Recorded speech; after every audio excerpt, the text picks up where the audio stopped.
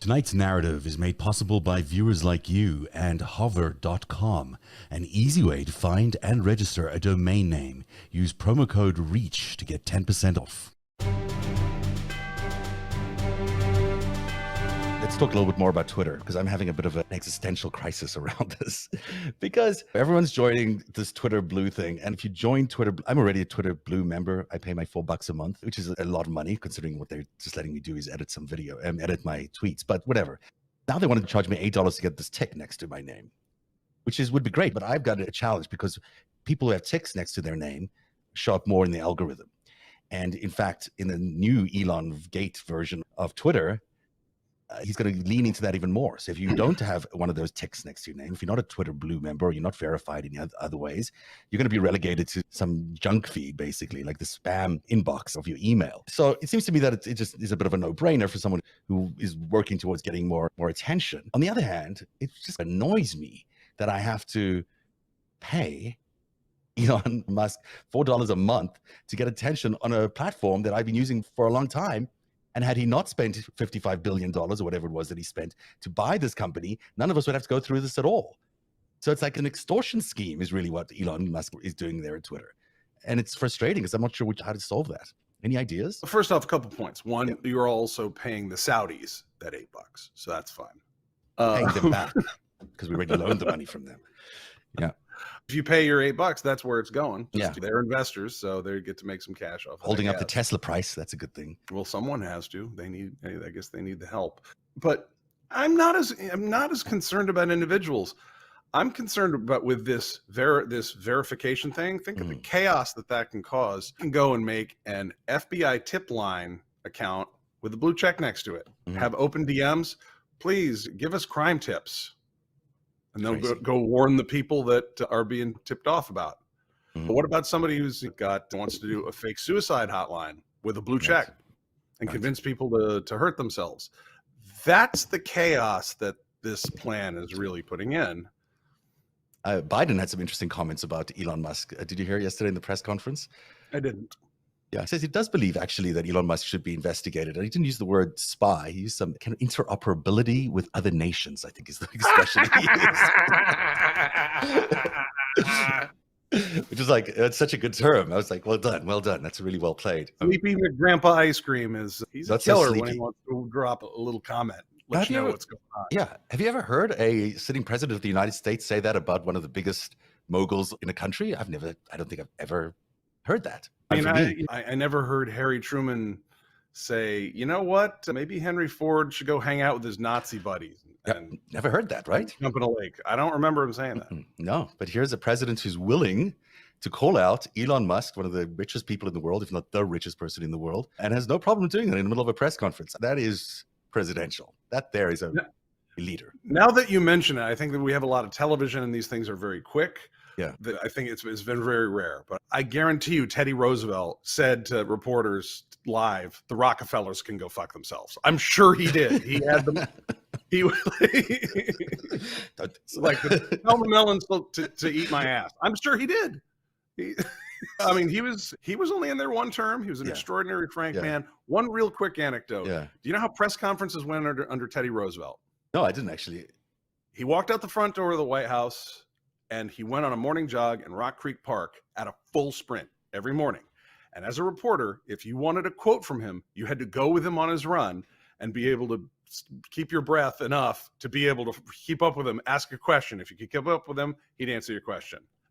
Do you want to hear a really funny story? And this is the reason Mayor Bill de Blasio, formerly of New York, is not a big fan of mine. I was running the WPIX morning show, the local news morning show on local TV for a few years, and he was elected mayor. And I was like, oh, it's an interesting decision. But of course, one of his decisions was he was going to stay and live as one of the common people in Brooklyn.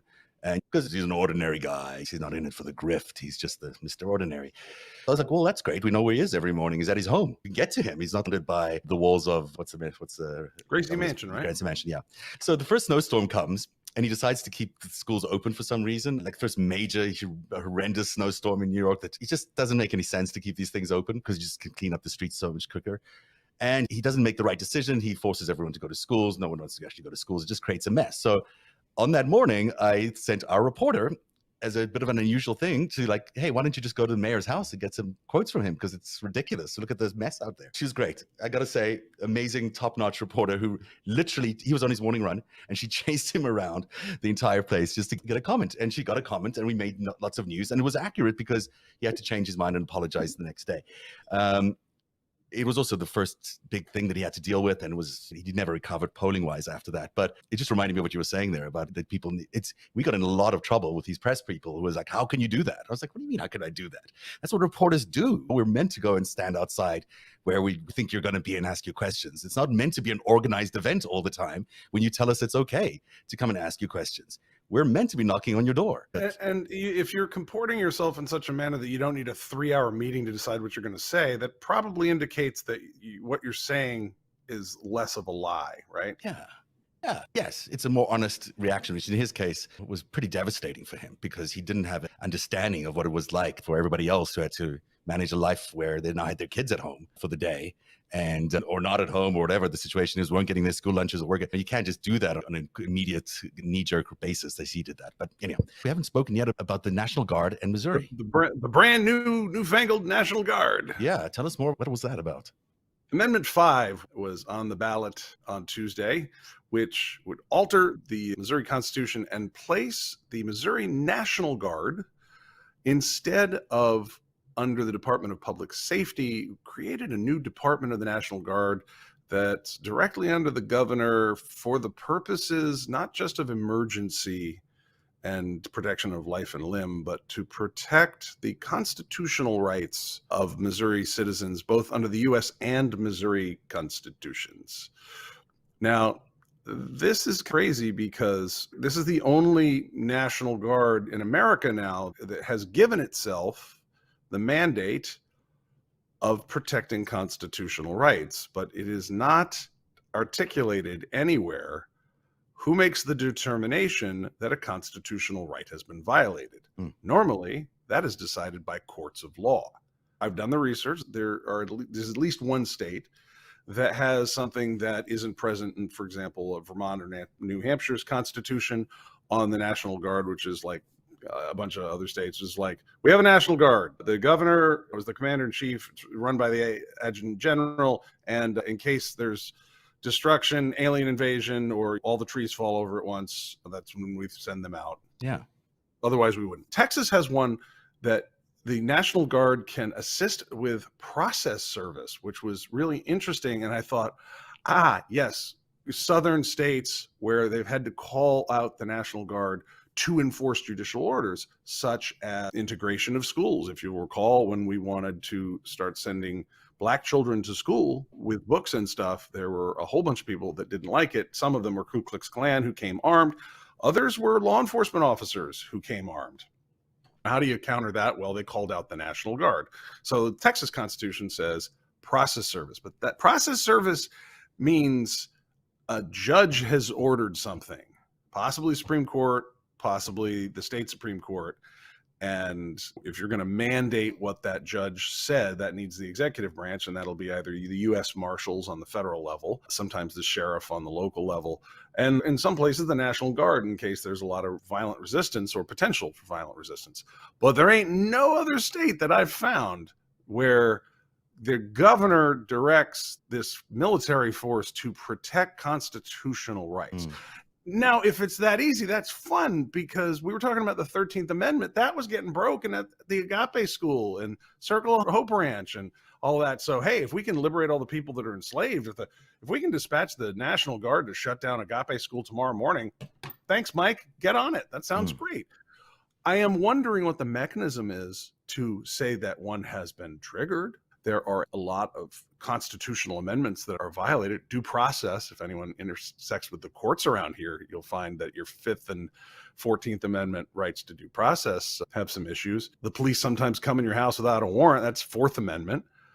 So there's constitutional stuff to clean up around here. I heard they were thinking of like giving fetuses constitutional rights, and there's the 2nd Amendment, what they like. So are they just hoping to deploy the National Guard against the ATF investigating domestic terrorism?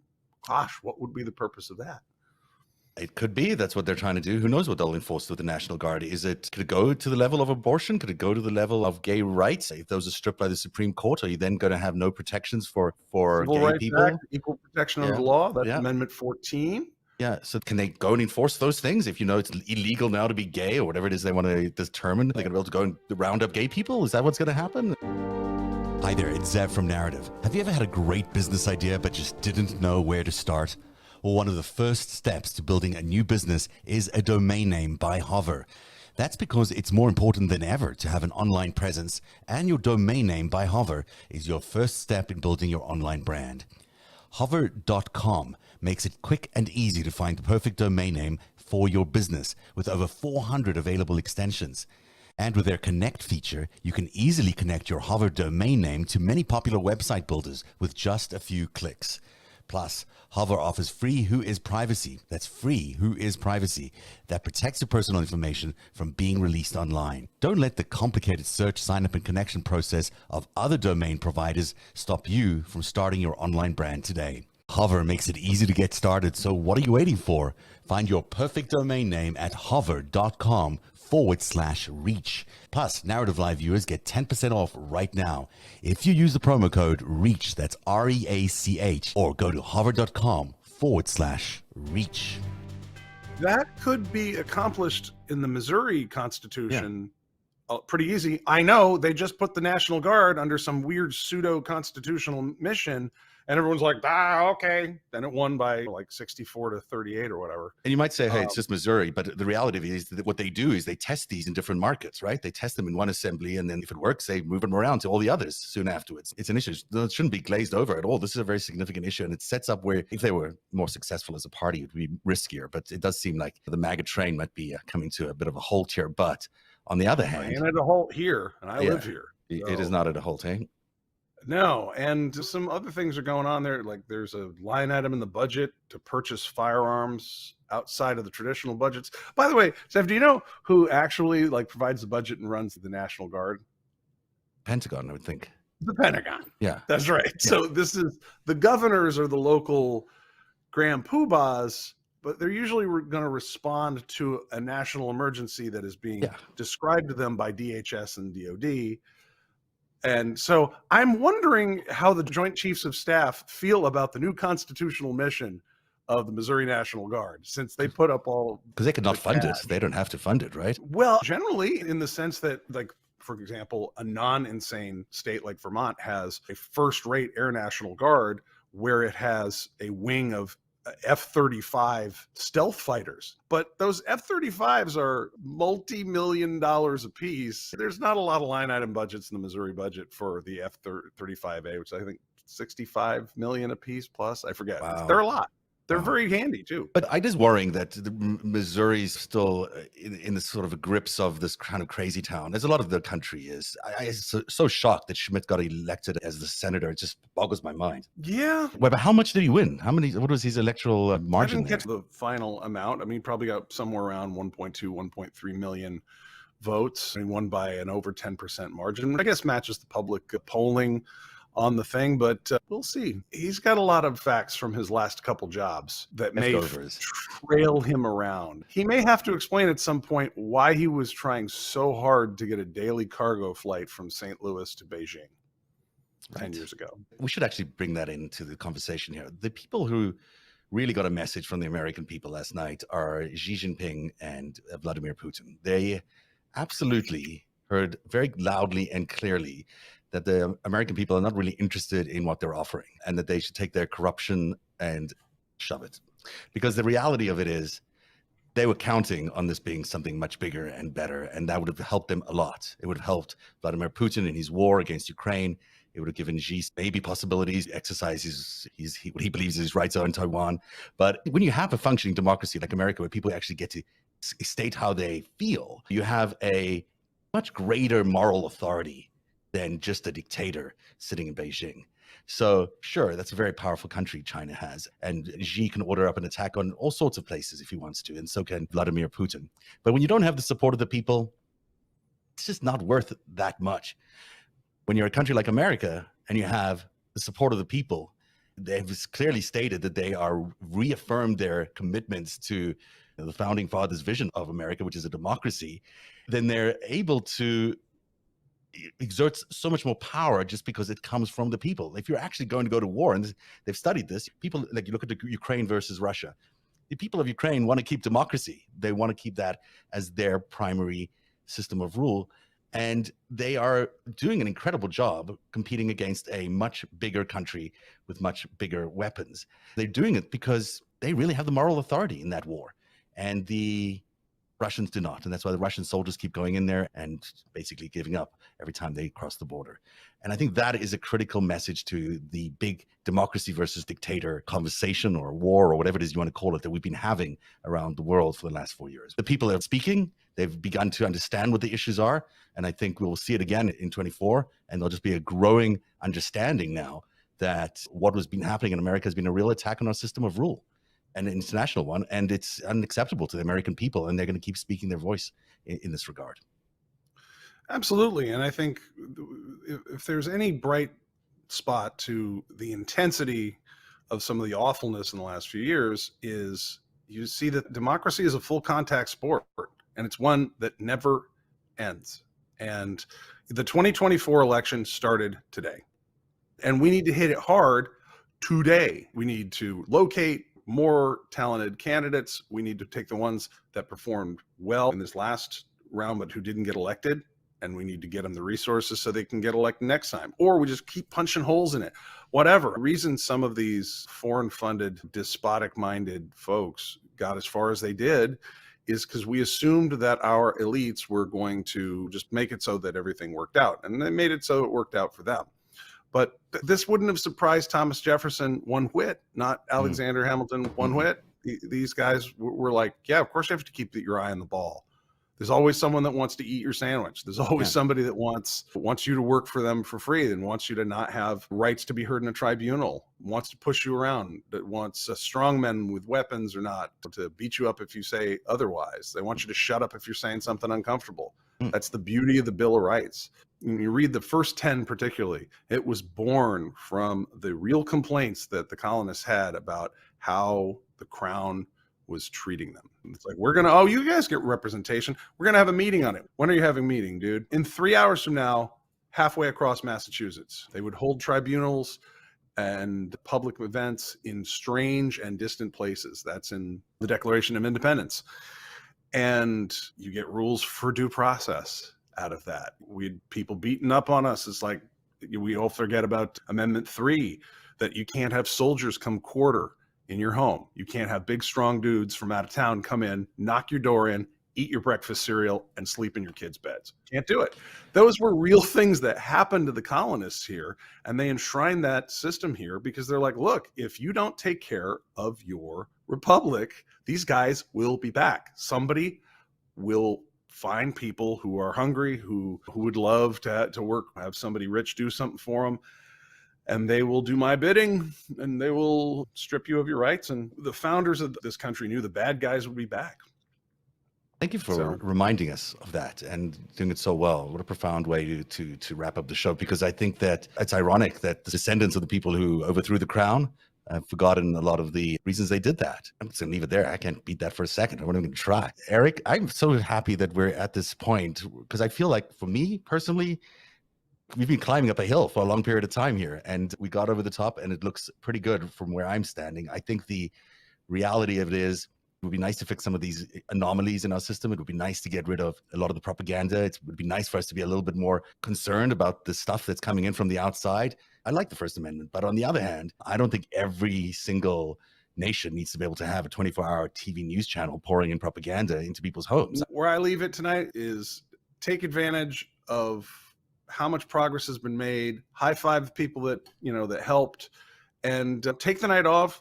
Watch some good comedies. I recommend the Pentaveret on Netflix about a benevolent secret society that runs the world. It is hilarious. Mike Myers stuff. Mike Myers. Oh my gosh. I wondered where he was. Okay. It's really good. Okay. But take the night off, and tomorrow get back out there and keep this republic. It's up to you. No one's going to do it except for you. And if there's nobody good to help, you run. Let's leave it there. Thank you very much for being here tonight on Narrative. Every minute of Narratives reporting, every story that we break is made possible by our patrons. You too can become a patron by joining at patreon.com/narrative. Narrative, where truth lives. One day, you'll tell the story of autocrats, crooks, and kings who came for our freedom.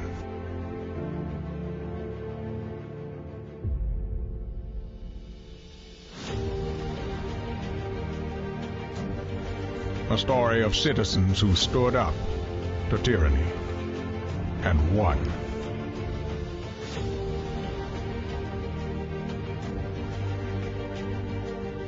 The people prevailed and renewed an old vow to a more perfect union. And that was just the beginning. The story continues. Narrative, where truth lives.